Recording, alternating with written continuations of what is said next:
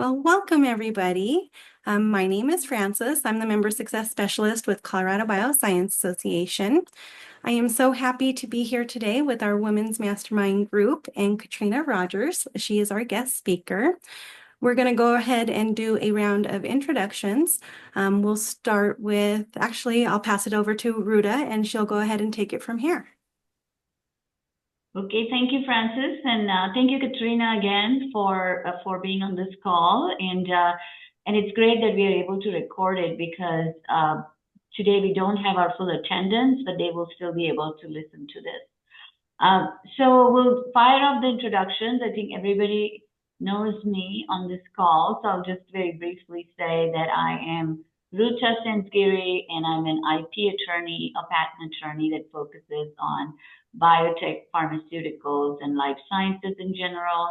I have a PhD in genetics and neuroscience, and so I was doing postdoctoral research, after which I switched into law. So it was a scientist that transitioned into law and then had a long legal career, was a partner at a law firm, and then was assistant general patent counsel at Eli Lilly. So also saw the in-house pharmaceutical world from very up close, from drug development and discovery all the way to launch and beyond. So that's me, and I'm here I'm on the board of directors of Colorado BioScience Association, and this Women's Mastermind is a group that we launched this year. It brings women leaders, so they're entrepreneurs, CEOs, or founders, or they are women that are leaders in their organizations. They all have life sciences careers, and we bring them together so they can network with each other and also learn from each other. It's a select group of 10 women, and we have, two of them here today. So I will pass it on to Laura. Laura can tell us a little bit about herself and, what she does and how she finds the group. Sure. Hi, Katrina. It's really nice to meet you. My name is Laura Norris, and I'm the COO and co-founder of Arpeggio Biosciences. We're a preclinical drug discovery company based in Boulder, focusing on drugging transcription factors. So my background is in business operations, and Arpeggio is working very hard to advance our lead drug program towards the clinic. So I'm looking for resources, and I'm trying to learn all about the logistics, operations, hiring needed to get to an IND and hopefully into phase 1. So I think today's session could be really helpful, and I'm really looking forward to it. Thank you for joining. Great. Well, thank you. Thank you for sharing all those details. It's a tough road to hoe when you're doing a therapeutics company. It's a tough road for sure. Yeah. But we're doing pretty good. But in order to kind of progress all of that forward, we also need funding. And so right now we are working on a Series A extension, which is definitely hard in this environment, but we are gaining traction, which is exciting. So yeah, thank you. Julie, do you want to introduce yourself next? Yeah, thanks. I'm Julie Stiff. I'm at KBI Biopharma in Boulder, and I'm the department head for facilities and engineering, and I've been the interim site head for 8 months now, and hopefully there will be a determination any moment. It'd be great if it was on election day. I've been in the construction and engineering portion of this world since I left college and entered Amgen as a plant engineer and have done a lot of capital projects. And so my passion is for investments and capital expansions and engineering and operations and project management and all of those things.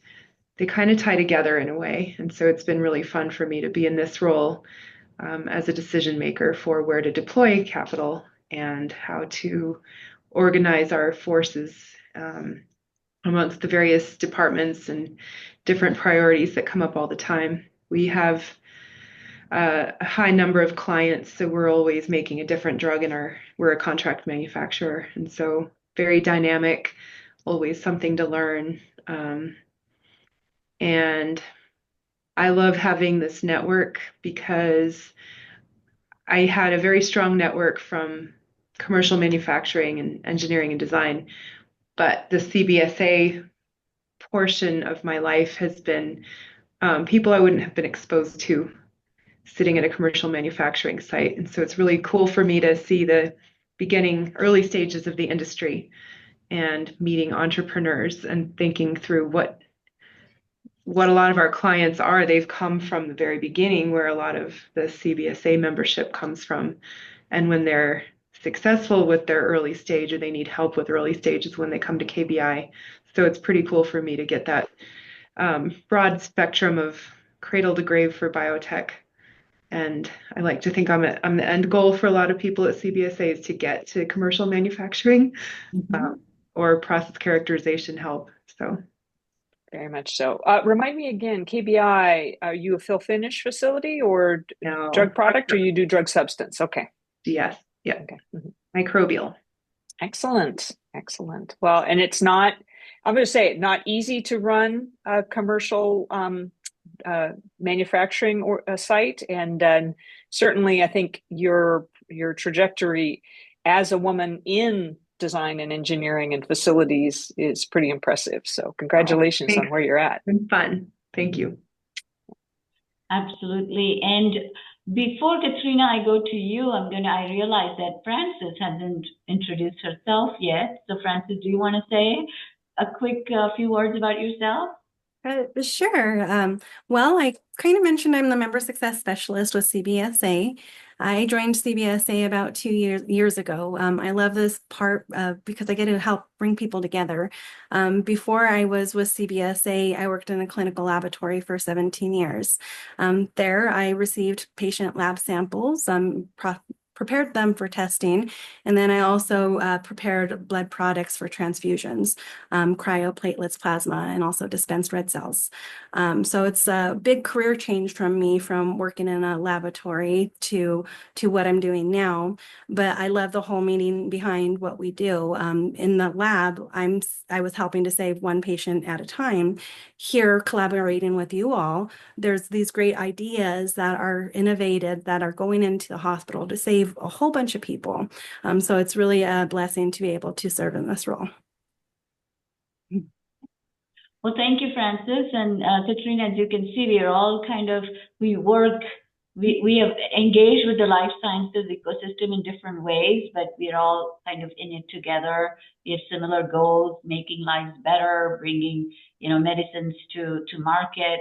And so we want to know about you. You have been an entrepreneur you worked in this space for a long time, and now you have your own consulting business. So tell us a little bit about your career journey and, what you do today. Okay. Well, let me first say to the members of the Mastermind group who aren't here, who might be watching this virtually, that I want to say that it's our job to give each other a little grace and space. Life happens, and in the work that we do is hard enough. We don't need to make it harder by deadlining one another or making things difficult. And I appreciate Colorado BioScience Association's work to bring this peer group together, because I recognize the strength of a peer group, in terms of working through issues and just getting some feedback and having somebody to listen to you and those crazy ideas, get them out of your head and get them out into the world. All right, so you want to know a little bit about me. I'm a quality and leadership expert. I have over 25 years of experience in pharmaceutical and medical device discovery, development, and manufacturing.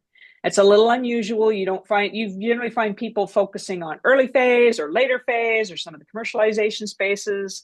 I've had the benefit of getting to explore a wider variety of areas. I get to use that expertise in a bunch of different ways. I am an adjunct faculty member at Washington State University in the College of Pharmacy and Pharmaceutical Sciences. I was the founding CEO of Evergreen BioScience Innovation Cluster. That is a modern innovation cluster aiming to build the life science ecosystem of the future in the Northwest. So think about Oregon, Washington, Idaho, Montana, and Utah as that regional space. And then I am also have a professional services firm, and I help innovators and investors like yourselves get medical products from bench to bedside. So I'm very familiar with the context of sort of the life cycle of a development for a medical product, as well as all of the pitfalls and problems that one can have along the way. And that's my job. I'm a problem solver. CEOs bring me in when they are struggling, when their company is struggling to get through a milestone or make it to the next step. And my job is to help to kind of bring an objective third-party opinion, also bring in resources, network, and other work to move the product forward. So that's what I do. And I basically run around a lot too. I'm a member and KOL director of the Bullpen, which you may have heard of. That's an invite-only club of senior executives and investors, and we are focused on helping each other manage to get this ecosystem off the ground and get products through development and into the actual use space. And that's a super fun job that I took up earlier this year, and having a lot of fun working on it. Yeah. Well, that's great that you mentioned it, because I was going to ask you about Bullpen. I think two of our members are actually members of Bullpen. So awesome. Yeah, Melissa and Lindsay are members of Bullpen, but they couldn't be here today. So can you tell us a little bit, like, how do you said it's an invite only group, so it's kind of like our mastermind group. So how is that? How do you apply, and what kind of help do you get from Bullpen? Okay. Well, let's talk a little bit about the background. The reason it was formed was the two founders, Phil Ebner of JPM and Christian Engstrom, who at the time was with Avia Bio, which is a cryopreservation company up in the Minneapolis area. They were commenting about how difficult it can be just to approach a big meeting like JPM. It's hard to know how to strategize for that meeting, hard to know how to you can just wipe yourself out trying to do all and see all at a big meeting like that. So what's the strategy there? And then what's the strategy around raising, around meeting investors, around thinking, just all of these pieces. So they decided to pull this club together. And that was just after, I think it was just before JPM 2023, which is really the first kind of Bullpen event. So it's grown since then. The purpose remains the same, because the big secret, as I'm always telling people, is that nobody knows what they're doing, and we're all making it up, and we don't get enough chance to practice our pitches. No matter what our experience level is, we're always pitching to somebody. We're always kind of like, here's a message. Do you believe it or not? Could I be giving this message better? Sometimes we're selling our own services. Sometimes we are introducing other people. Sometimes we are advocating for something. What is that? How do we positively influence the trajectory of the work that we're doing? So the point of the Bullpen is to have events. We do virtual events every week, where we bring in panels of experts in different topics. So early stage funding, non-dilutive resources, PE and private equity, thinking about mergers and exits. So depending on the focus, we bring in different people. They speak to our members about what they're trying to do. So we have 3 questions that we give them. We ask, who are you? Which is kind of, where did you come from? What was your trajectory? What are you working on? Whatever your current mandate is and whatever you're most excited about. And how can the Bullpen help you? And that's the critical last question that you don't find in a lot of places. So the whole point is for us to bring our connections to say, I'm hearing what you have to say. You're trying to do this thing. Oh, I met someone over here, and I think you two should meet. So generally what happens afterwards is there's a wealth of warm introductions, people getting together on the side, doing some meetings. We talk about topics like, how do you prepare for a big conference like JPM? How do big players that you've heard of all the time, how are they preparing for JPM? What are their plans? We provide a side event at the big conferences, both JPM and Bio. And it's a third place where people can escape to. So when the turmoil gets too much, members can escape there and kind of have a step back a little bit, get something to eat, talk to people more quietly. They can have an opportunity to set private meetings in that space. So we all know how hard it can be to find a meeting space in San Francisco during JPM week. Bullpen provides that for members. And we have programming. So it's an opportunity for investors to hear from pitchers, from people who are pitching not only for their raise, but for some other resource that they're looking for.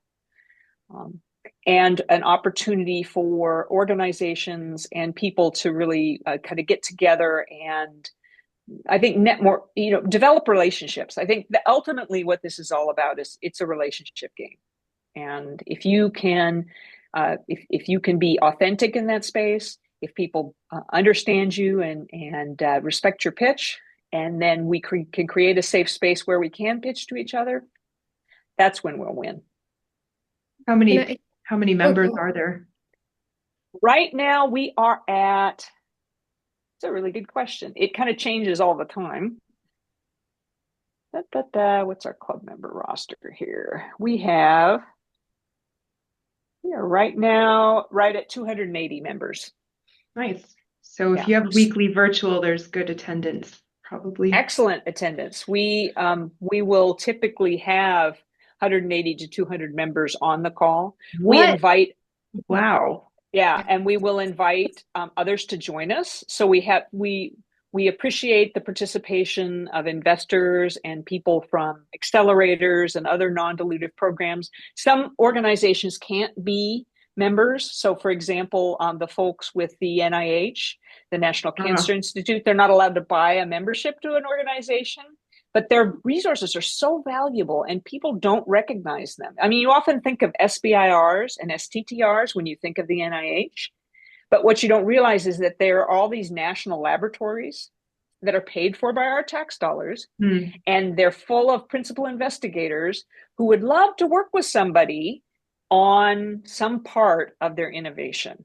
And they, those kinds of in-kind resources can be super powerful. That's cool. Yeah.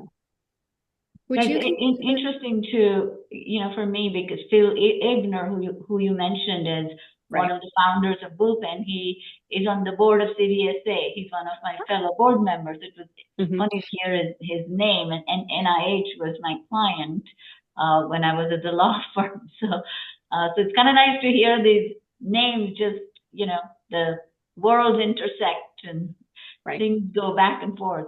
So I wanted to ask you, Katrina, so you have your consulting practice and you've had it for a while. So I'm going to ask you a question and ask you, what are the top issues that you find, startups, or not just startups? But I would just say life sciences companies. What are the top issues that you see they're facing? And then I'm going to ask you a follow-up to that and ask you, in particular, life sciences companies that are owned by women or led by women. So first, I want to see like a general life sciences ecosystem question, and then anything that you think is particular for women. Okay. Well, I think the two biggest challenges that I see again and again, and it's regardless of size of company, it's not knowing what you don't know. And number two is not being able to get out of your own way. So the first one is, I think that even if you have a lot of expertise, there are elements to this work that you might not have been exposed to. So if you're founding a company, you might have very good technical expertise, you might have some business expertise, but there's always some piece that you need to keep learning. You need to be ready to keep learning. And you can't assume that you know everything, because as we're seeing, among other things, like, for example, target biology seems to change on a regular basis. And it's a very slippery thing as well if you're developing a therapeutic. Similarly, for diagnostics, who else is in the space? What's the market look like? How can you approach those kinds of things? There are so many things that are cyclical, they change. And they might change suddenly, or they might change more slowly. But you have to be prepared for that. So I think a founder and a founding team that is prepared to learn, even if they have a lot of experience, they do a lot better. The second, about not being able to get out of your own way, I tend to see this more with male founders rather than female founders. It's a bit of, but you often have to help people recognize, why did they start this work in the first place? What's the ultimate goal of what they're trying to do? Because sometimes you get stuck on the how of what you're doing and you forget the why of what you're doing. And if the purpose is to get a therapeutic or a diagnostic or a medical device out into the market, you often have to get out of your own way and say, what is the best way to get to achieve that objective? And if you can't, then, you know, maybe you have to wrap it up. Maybe you can't. Maybe you have to let it go too, if you can't get out of the way in order to achieve that objective. So I think that I do think that there's a context for female founders. I think being prepared to not know what they don't know, and that they tend to be able to get out of their own way again. But I think one of the other things that I see in the female founder group is some uncertainty about where they're at and why they should be there. And earlier this year, I went to Flywheel Investor Conference, which is here in Washington State. And I heard a founder who is the founder of Nopal Air. Her name escapes me right at the moment, but she pointed out that you really should stand in your own worth. And I find that advice very powerful. She had realized that after an investor, she was seeking funds, an investor came to her and made her a really offensive lowball offer. And they were tight for funds. It was tricky. You know, she could have taken the offer and that would have gotten them down the path. And she said, stop, wait a minute. I'm going to stand in my own worth. I know what this is worth. And she passed them up, moved on, found another investor group, and is doing much better now and has a much better relationship with her investor as well.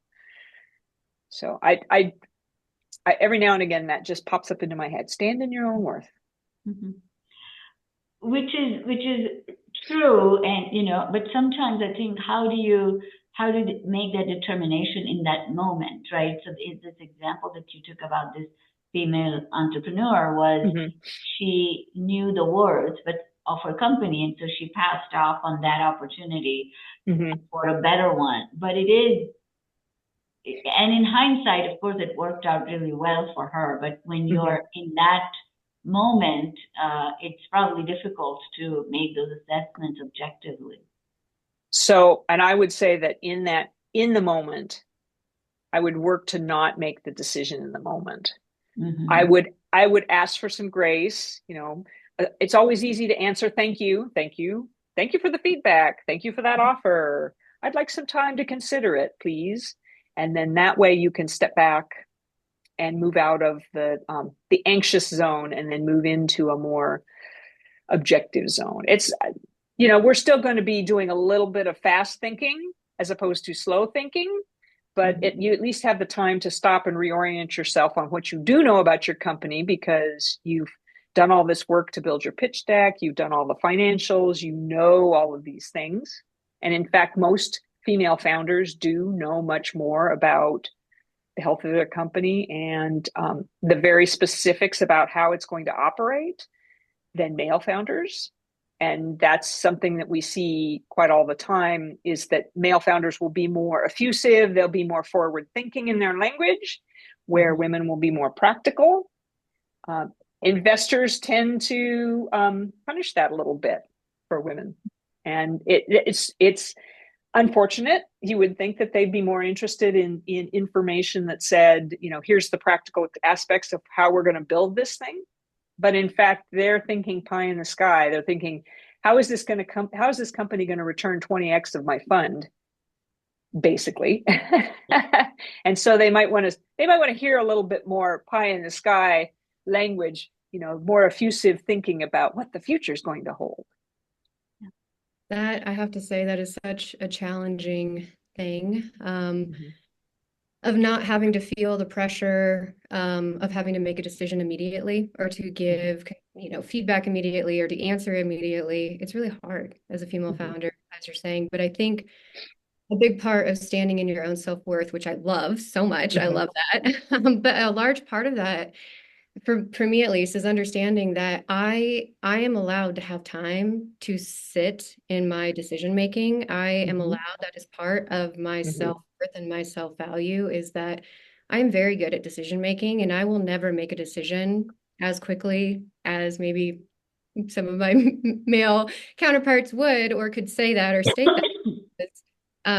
Yeah, I am definitely more thoughtful. And I think bigger. I think the larger picture of not just for me, but for company wide, what will this mean for us? How will this move us? It is really, really scary to say, to not be so agreeable in the moment because there is an unknown there. Like her risking an investment and not having something else lined up while you are desperate for funds. I mean, similar position all the time as an early stage startup, but yeah, I just think being able to stand in your own, like, I do not have to tell you a decision right now. I get to stand in earth. I get to be thoughtful about this. And in the end, it leads to very positive outcomes. It's never failed me. Yeah. And I doubt it's failed many women. So, but it's a hard thing to do. It is a hard thing to do. I mean, there's pressure all the time. And being in front of male investors, especially who are they can be harsh. They can definitely put pressure on. It's hard to kind of take a step back from that when you just want to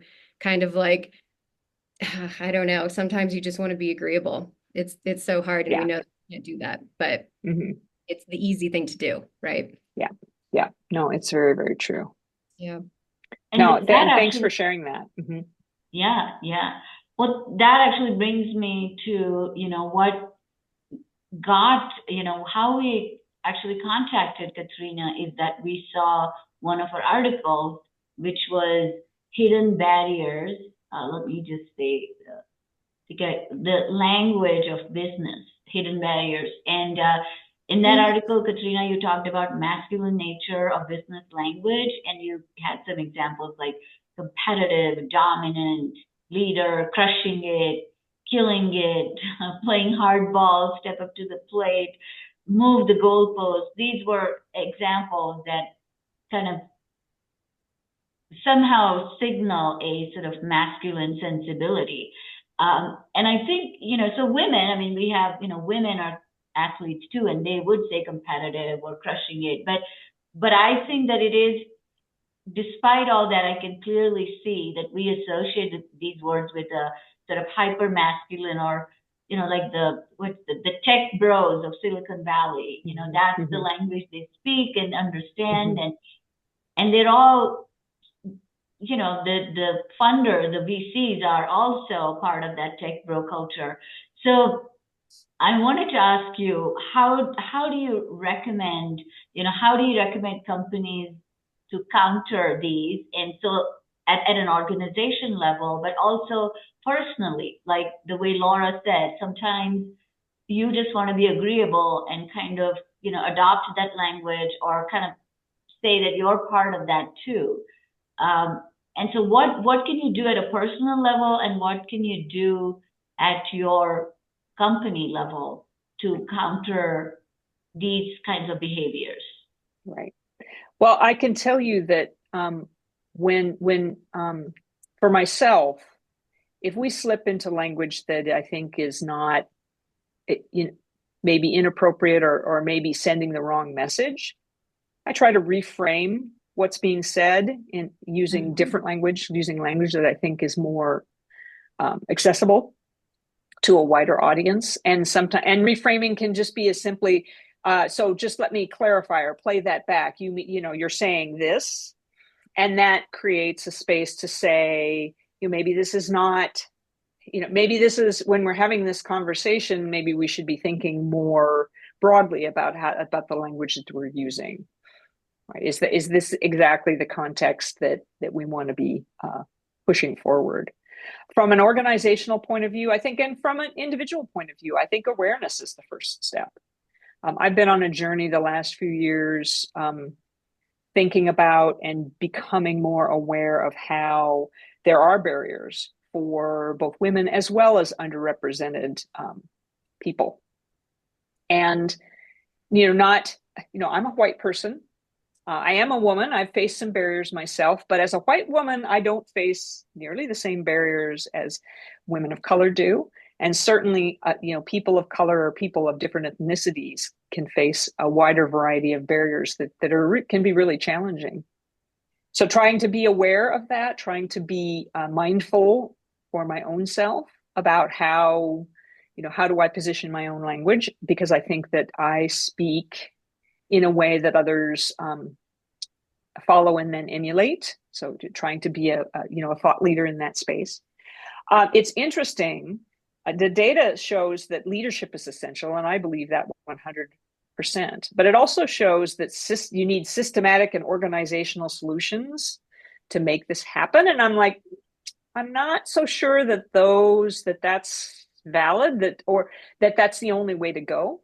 I think it's really important, but I think it's ultimately, if it's a systematic or organizational solution, there's got to be leadership behind it. The people at the top have to say, this is what we believe. This is our values. Laura, you mentioned about kind of thinking about, when you receive some of these more aggressive positioning statements, I always try to think about, would I want one of my employees to put up with this CRAP from a client? And if the answer is no, then don't put up with that CRAP I know, from totally. them either. I know it is. I know it's just so hard though sometimes, Yeah, exactly. And you could just be like, okay, well, let me reframe what you just said there. Yeah. With that dude at the the unspoken dude at the end. And I think I really think that the leadership is super important. I do have something that I have just found. It's a report from 2018 from the Harvard Business School. Now, where the heck is the chat these days? Oh, there it is.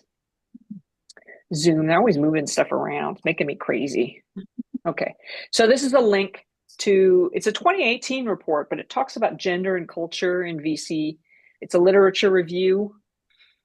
So I think it has some useful things to say, but I don't believe everything that they say. And that's partly because it's like Harvard, they sort of like to think that they're the king of everything. But also because I think that there's a significant component of individual activity on it. And so when I talk about it, I try to get people to recognize that it's up to us to be aware and then choose what path we're going forward. So if we want access to better deal flow, if we want access to more diverse deal flow as investors, then we should be thinking about, how are we positioning ourselves? Are we using scoring rubrics that are gender agnostic? A good example, and there's ways to do this. A great example, before 1970, almost no symphonies had any female musicians. There's like maybe 0.5% were female. By 1980, half were female, and that's continued ever since. What happened in 1970? People started introducing blind auditions. And it was simply just being able to score people on their musical ability using a blind audition that allowed that gender barrier to. So I think we just need to find that point. What is that trick that will allow us to be more blind to the gender or the ethnicity of the person we're talking to and evaluate the deal based on the deal characteristics, which does include founder capacity, but founder capacity isn't gender linked. Mm-hmm. Yeah, and I would say, at Eli Lilly, which is a large global multinational pharmaceutical, we had these little training modules that we had to complete. And they talked about these various types of biases and recognizing them and what to do about them and speaking up as allies, sometimes even if it's not directed at you. And some of it was like, okay, well, yeah, we just have to finish this modules and there's one other thing. But I think that when you have to do that repeatedly, it did sink in somewhere. You became aware of it, at least if you weren't before. And our leadership was behind it, and they really put a lot of effort into, because creating those little programs, took money and resources, and they really tried to do that. I would ask, like a follow up on that and say, so the mission of CVSA is we want to make Colorado one of the top life sciences ecosystems in the world. And we actually are on our way towards moving there. If you look at the trends and the amount of investment dollars that we attract, there are, of course, the obvious ones. There is East Coast, Northeast Boston, and there is San Francisco, but we are one of the rising areas. And so part of that is not just attracting investment, but also having a robust workforce. And so because you want to attract global talent, so you have to be a place that is attractive to global talent. And part of that is being diverse and being interesting. And so we are trying, as we work with our member companies and helping them improve their own culture, we also want to make sure that we are training our future pipeline, so students in Colorado and professionals. And so I just wanted to see, Katrina, if you had any ideas how, or you've seen any programs where that's done well. So we have mentoring programs, but what else can we do? How do we partner with third parties, or we try to figure out ourselves, or so just wanted to see if you had any ideas on that. Okay, well, I would say that from an early stage student point of view, from a K through 12 point of view, I think the KC STEM Alliance for Kansas City has been one of the more powerhouse programs in the nation. I think that they've partnered around science and engineering with their local companies in a way that's been very powerful to connect young people with the potential for careers. Because not everybody wants to go to college after high school. And in some respects, they need if they are to go to college eventually, they need some motivation. It has to come from within. Our parents all have expectations of us. Mine pointed me at college from an early age. So I always expected to go to college, but I could absolutely see a path where, from where I'm at now, I've seen lots of people who have moved into and through some very powerful careers without having to get a post-secondary degree. And I imagine, Julie, you see some of these folks yourself. Because the commercial manufacturing environment is full of them. And some of those folks are, because they have shop floor experience and they really understand the facility, they're much more effective in their roles, especially as more senior people, than someone who has more book learning. So from that experience, I think they make a great model. I think certainly from a mentoring perspective, we can't do enough of this. I think people cannot envision themselves in a role until they know that role exists.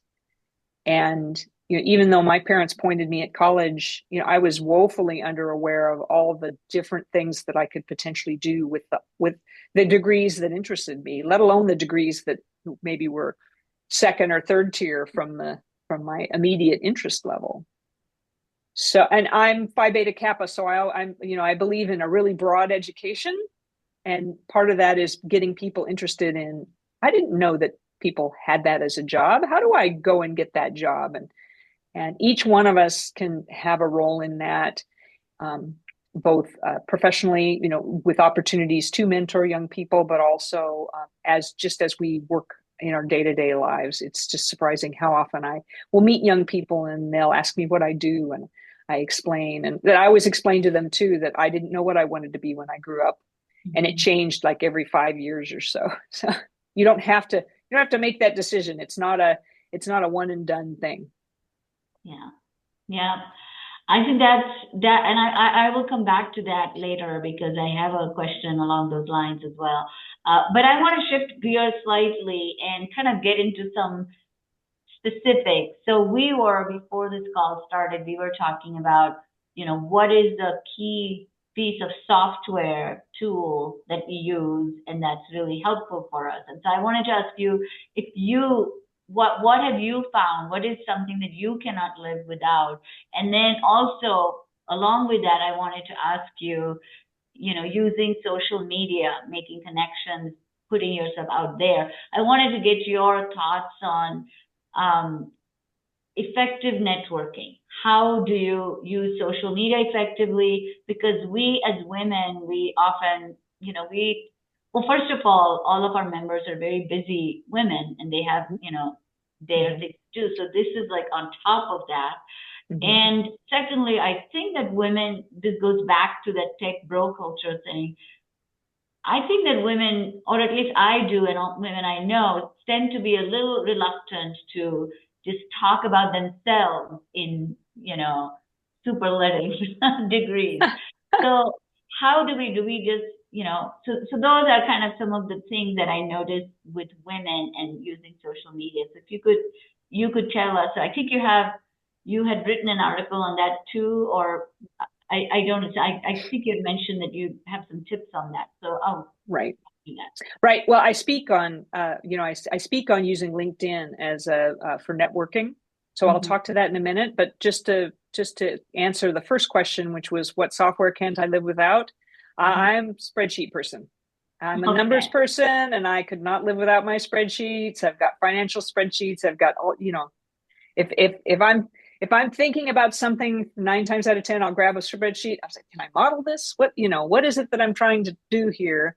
And I always try that first. But with respect to the social media, I think you have to think about what your entire networking ecosystem how you want it to look like. So the first thing you want to think about is, where are all your people? Obviously, you've got some people here in the Colorado BioScience Association in this mastermind group, but also the wider association. Think about how you interact with those folks and how you're comfortable interacting with those folks. Using social media should only be an extension of what you do in person. So the most important thing here is to be authentic, to be yourself. You want people to see you, and when they meet you in person, they want to recognize you instantly from your online profile, and they want to understand, whatever you're sharing online is just essentially another facet of what you bring to the conversation in person. So being authentic is really very powerful. The second thing is, don't be on a platform just because somebody else says you should be on a platform. If your people aren't there, don't be there.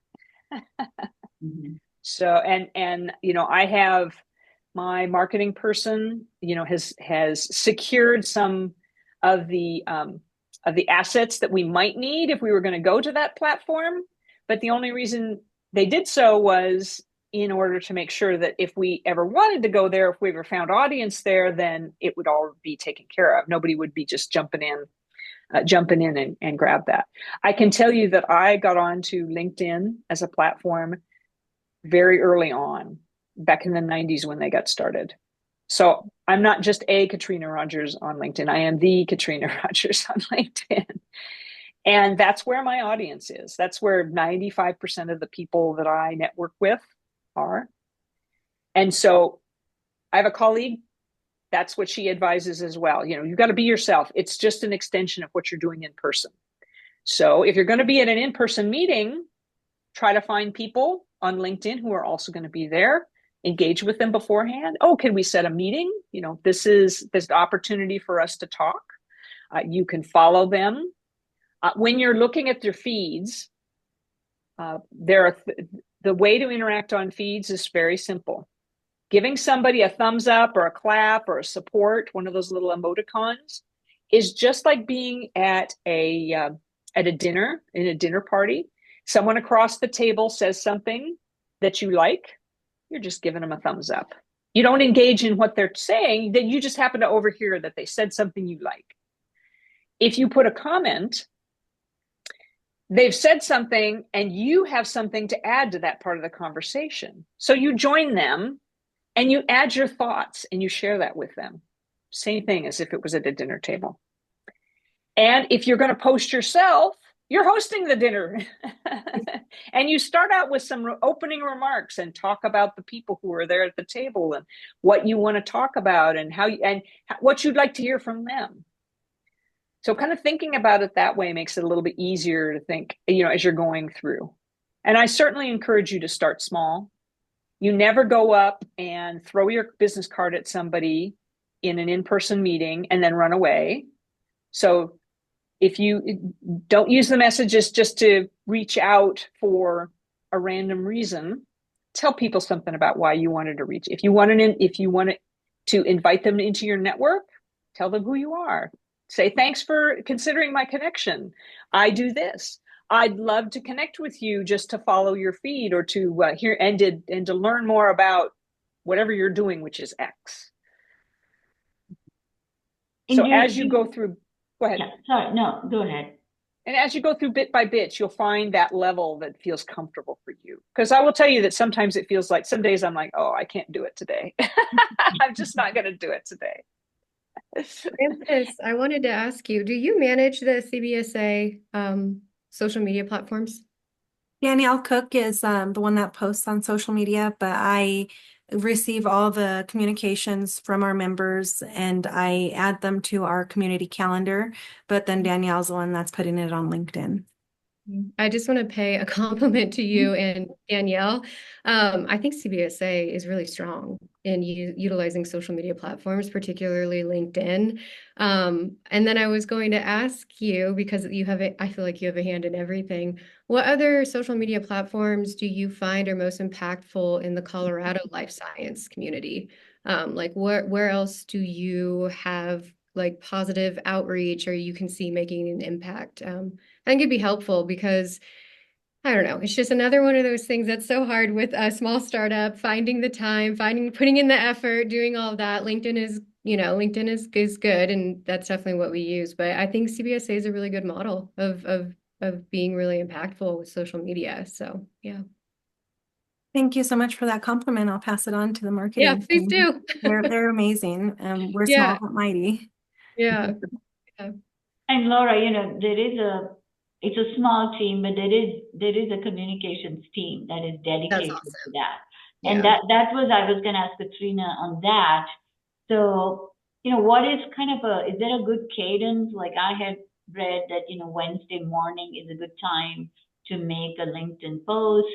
Are there any practical things like should you be when I was at the law firm, our marketing person would give us tips on how to increase, like how to contact clients, how to grow your practice. And it was like, like once a week, I forget now, but she had like a thing that you should regularly post and post, like some interesting articles. And none of us did it, of course, because it required extra time.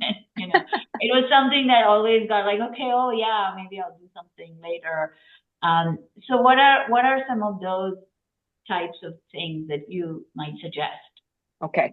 Every platform has collected the data and they can tell you when the best times to post to get the most engagement, to get the most people to see. So that's on your platform. That's what I would search for in the help files, best times to post. Mm-hmm. Again, you can post at other times. Mm-hmm. It's just that the main feed is going to move so quickly that people may not see it unless they're actively following, or the platform is deliberately sort of reposting or re-elevating your content. It takes time. The algorithm will reward you if the more times you are on and the longer you stay and the longer you get other people to stay, the algorithms will reward you for that. Mm-hmm. Again, this is about developing your own cadence. On LinkedIn, they recommend that it's not a great idea to post Monday morning because people are getting up. Monday afternoon is okay, but the best times are Tuesdays, Wednesdays, and Thursdays. in a couple hour block in the morning, say like 9 to 11, and a couple hour block in the afternoon, say 1 to 3. I have found that sometimes on holidays, over holiday weekends, I can get a lot of engagements as long if I keep up a post cadence, because on holidays people, they do their fun things, but then at some point they get a little bored, and so they start playing around with their phone, and so I get a bump then, and it doesn't make any sense sometimes, but there it is. Friday afternoons, again, not great. You can do it Friday morning, but it's not optimal. So Monday afternoon, Friday morning, maybe not optimal. The best times are those kind of middle of the week things. Mm-hmm. And most platforms will provide you with an option to schedule. So for example, LinkedIn, when you can set a post up and schedule it to actually post later at one of these time windows. So that's an option that they've added to the platform in the last few months. And so I use it quite a bit. You can also have a scheduler. So if you get into a regular routine of publishing content as a thought leader, schedulers can be pretty helpful too. But I wouldn't do that right now. I would just focus on I get up in the morning, I look at LinkedIn, I try to engage with 10 other people in the feed. And sometimes that's giving them a thumb up. Sometimes it's adding a comment. Sometimes I repost their stuff and repost. If it's good stuff, I absolutely repost it in your own feed and say, thank you, so-and-so, for raising this in our feeds. And it's all of these things that if you just do it on a consistent basis, you'll start to get more attention. People will repost your stuff, and that will lead to a bit more, that good networking engagement. Yeah. Okay, well, so I said that I was going to come back to a question, and that was about handling transitions in careers. Mm-hmm. So I think women, and I don't have any statistical data, but just seeing myself and many of my friends, we tend to have career transition, in the sense our careers are not always like a straight ladder. We are, more often than not, we are caregivers, either to parents or to children. More often than not, our spouses tend to have careers that are just as strong. There are societal pressures built on us. So, I know that I used to feel guilty if I didn't, wasn't there for my kids' performances, or I didn't do the cookie, bake sale. And my husband he's like, oh, shoot, I missed the performance. And that was it. And he moved on. But I think we ourselves put a lot of pressure on us on doing those things. And so what ends up happening is our careers often are a little, some transition. Sometimes things go sideways. Sometimes we, jump onto something else.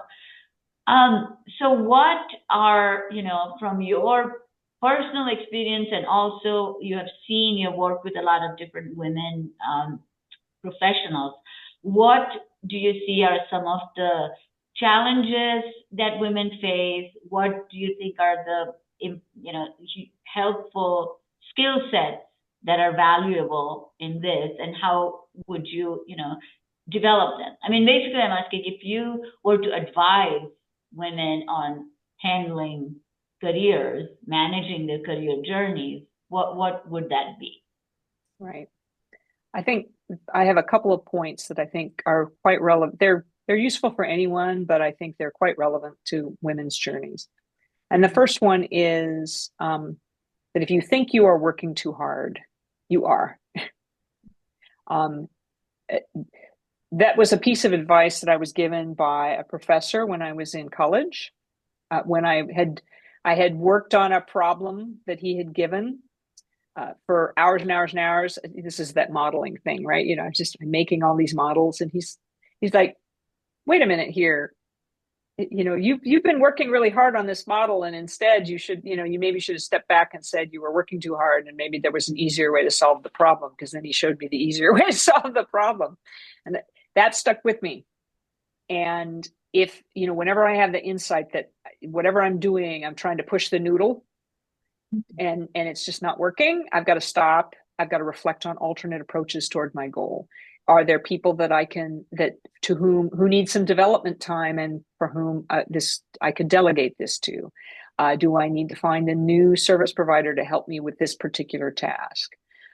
Is my platform sufficient? Since I'm a solopreneur, right? So you kind of have to build it while you're flying it. I have to stop and think: is my platform sufficient? Are the tools that I'm using the most effective?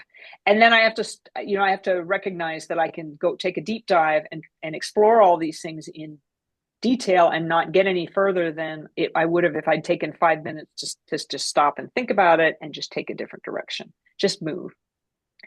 The second thing, which is kind of related to the first one, which is about pacing yourself.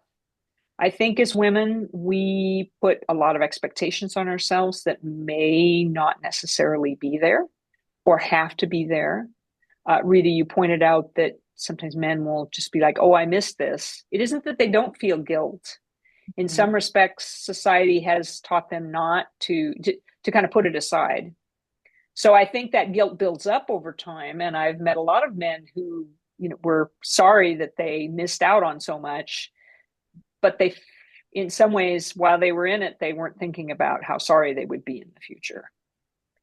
And this could lead to some challenging conversations with one's significant other.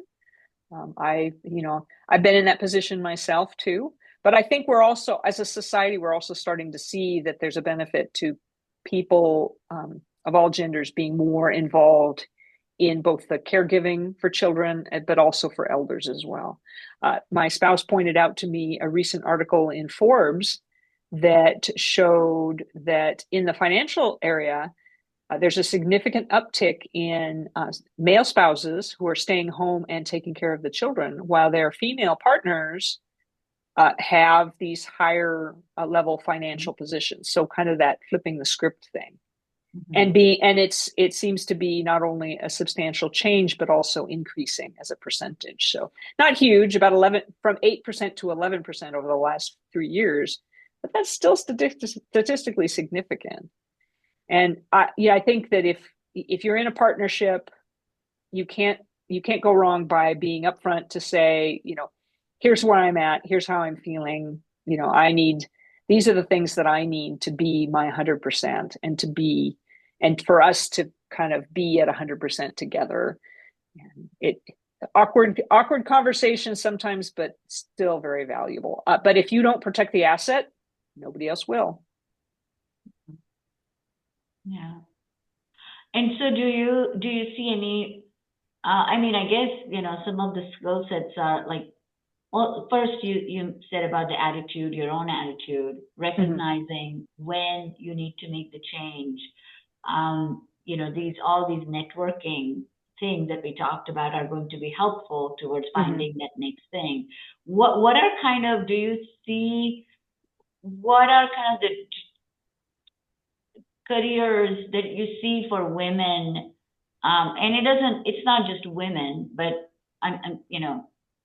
it can be general too, but you start out in the life sciences, you start out in a very technical field, maybe you move into business roles. What are sort of the next popular careers that you have seen? Maybe going out on your own, like you're doing, like a consulting business. What else career paths do you see? Okay. Well, I chose my practice because the options that I had that were accessible to me, I live in Spokane, Washington, which is a little bit smaller town. The options that I had were a little more limited. And I also recognized that corporate America hadn't necessarily served me well. So to be me, as each one of you, I expect, has the same experience, to be you,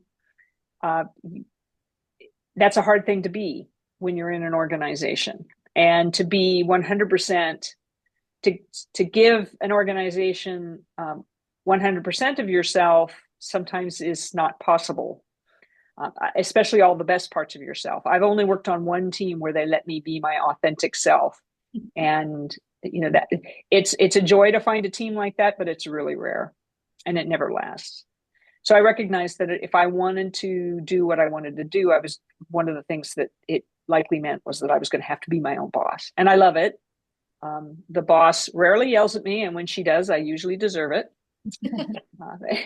And but I get to get up every morning and go at the work with a real joy and passion that I had been lacking in the last few years of my work. And it was unfortunate, but my team recognized it as well. They're like,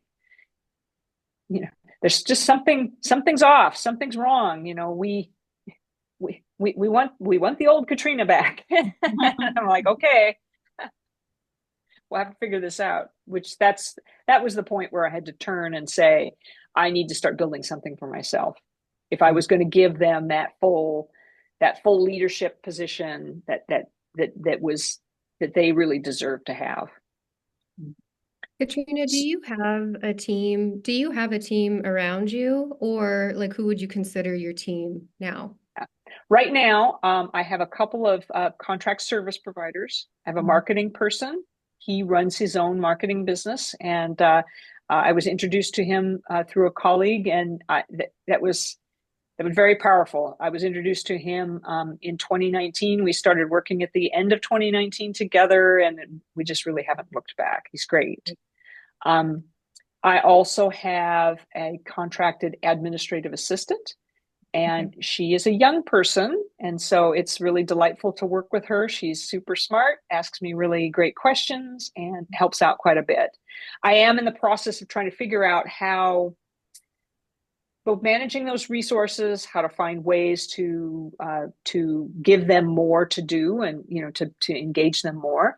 I'm also in the process of thinking about how do I bring on team members to my business in a way that's constructive. So I think that I don't think that I'm ready to have employees, but I'm absolutely ready to work with the peer group of potential partners on providing services. And I have a couple of people that I'm in a conversation with that about. So what is this is all about thinking about what is the structure of my business? What does it look like? How do I build to a place where I'm serving more people? I've got a colleague who calls it the gelato shop of services. So when you go to a gelato shop, you can get the little taster for free. And then you can get larger sizes. You can get the pint, you can get the quart, you can gallon size bucket. Well, not everybody can work with a gallon size bucket of Katrina. And nor do they. No, that self-awareness is a good thing, honestly, and it's valuable. How long have you been a solopreneur? Like, how long have you been at this on your own in terms of consulting? So I had the benefit of a really liberal employee agreement with my company, with Jubilant. Oh, that's great. They allowed me to start my business, kind of run it on the side, as long as it wasn't interfering. And because what I'm doing tends to help startups more than it's less in that, helping commercial clients space. That worked really well for a few years. So I actually officially started in 2017 and went fully solo in the spring of 2021 when my book started to build. But it turned out that not only did my book start to build, but my audience started to build, and the board was calling my boss and saying, "What is going on there? What is this Katrina doing?" So he's like, "Could we talk?" Because he knew that I'd been doing this. I was up front. I said, "I'm going to do this. Just so you know, it's okay under my NDA, under my employee agreement." He's like, "Fine, we're doing it, whatever." And they didn't expect it to kind of take off the way that it did. And so we talked about what the possible paths were. And he says, "I don't want you to leave." And I'm like, "Well," I said, "it was starting to look like time for me to leave anyway. So maybe this is the right time for me to make that exit." So I did. Yeah. I started out as a solopreneur, I guess, before I moved into co-founding Arpeggio. And for me, I mean, there were so many lessons learned doing it on my own, but I felt very isolated, and I was so burned out doing things by myself, but it was also a me problem because I was, controlling every aspect of my business. And while I had a few consultants, I just wouldn't let go. I wouldn't delegate. I was too scared. So it's inspiring to know that kind of going back, taking that step back into solopreneurship someday, if I would want to, like it is all just based on the people that you want surrounding you, right? There's always, like, you're always able to find a network, you're always able to find team members, but I have to say it's so rewarding in my job though to be surrounded by a team, to be having co-founders. Founder relationships are hard, but at the same time, like, you know, having people do it alongside you. Hiring is hard, but I'm so grateful we have such a wonderful team. But there are days where I'm like, maybe it'd just be easier to go off and do it by yourself. Right off into the sunset. I mean, let's just be honest. But you know, I always worry about like that sense of like isolation that I was feeling in that burnout, that deep personal burnout, because you know, those expectations that I have for myself fell hard on me, obviously.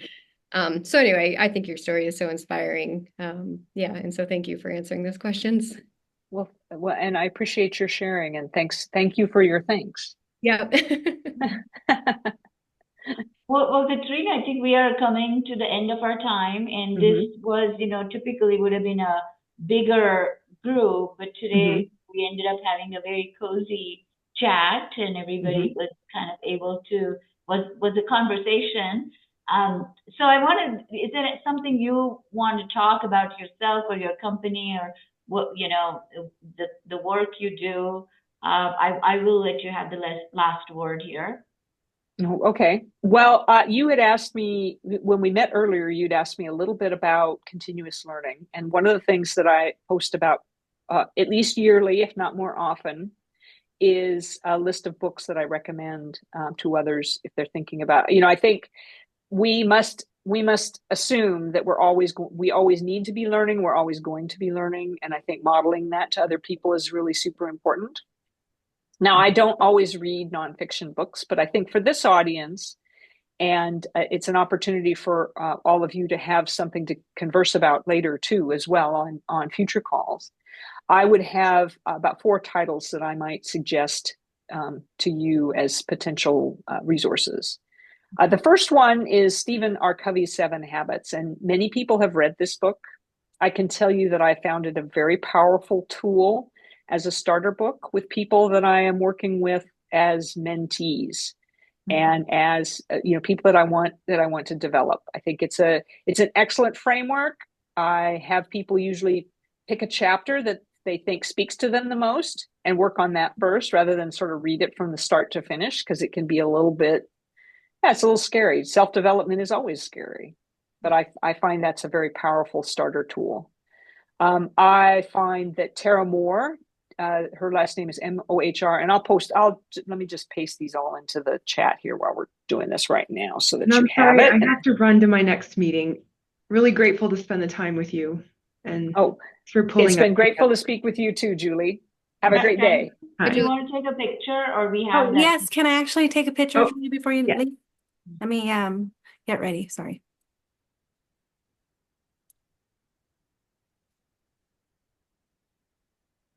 Okay, ready? Okay. Thanks. Bye.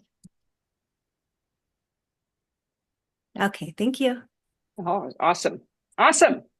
Okay. Tara Moore is playing big. This is great for uncovering and addressing mind trash, which we all have.